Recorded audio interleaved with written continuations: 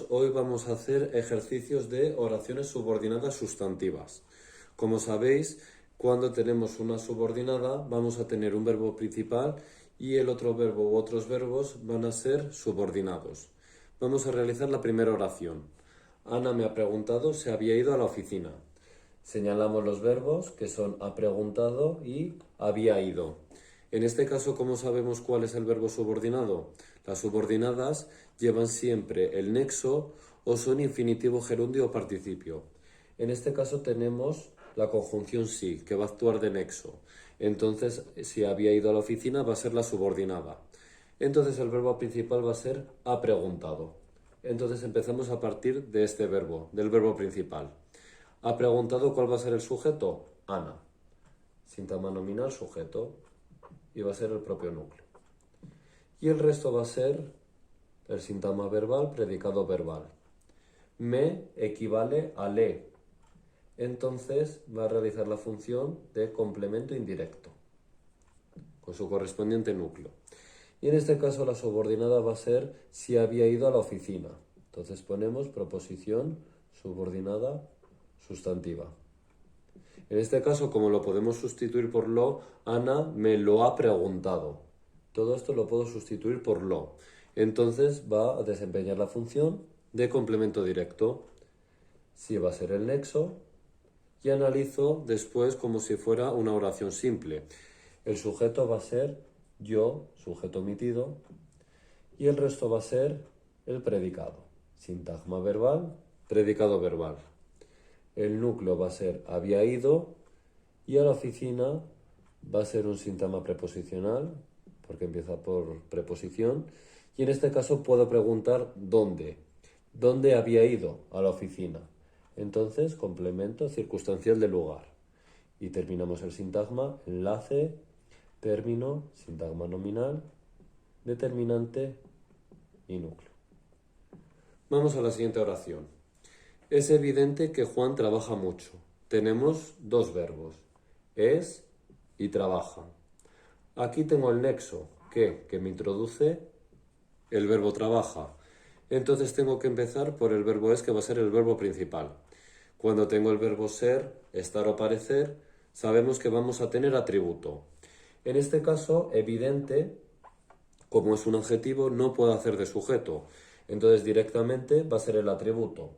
Entonces señalamos el predicado, sintagma verbal, predicado nominal.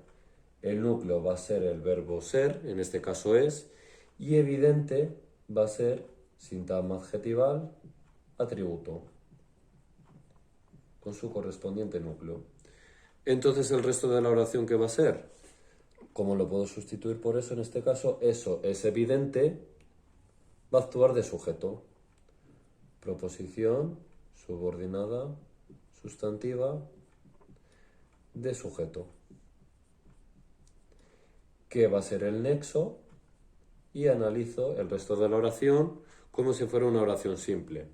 El sujeto va a ser Juan, sintagma nominal sujeto, con su correspondiente núcleo, y el resto va a ser el predicado, sintagma verbal, predicado verbal. El núcleo va a ser el verbo, trabaja. Y puedo preguntar, ¿cuánto trabaja Juan? Mucho.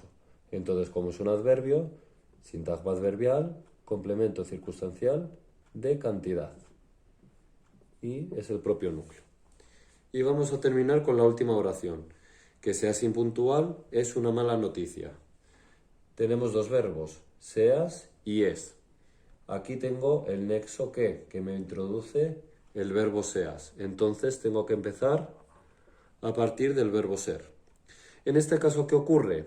Tengo aquí una proposición subordinada sustantiva, porque lo puedo sustituir por eso. Eso es una mala noticia. Y aquí tengo también un sintagma nominal. Entonces, me da lo mismo poner aquí el sujeto y aquí el atributo, o aquí el atributo y aquí el sujeto. Vamos a considerar que seas impuntual, que va a ser el sujeto.